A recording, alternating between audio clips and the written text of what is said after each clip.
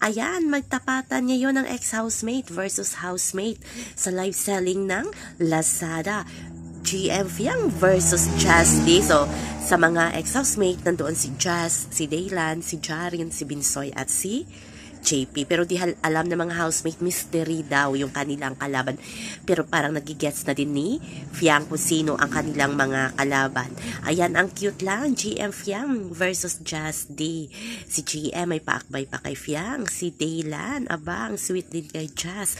So, paano yan sa paglabas sa outside ng sino kaya ang ipupush ng management na bilang official love team ng PBB Gen 11? Si Kai din at si Jarin. May kulit din at Jarin.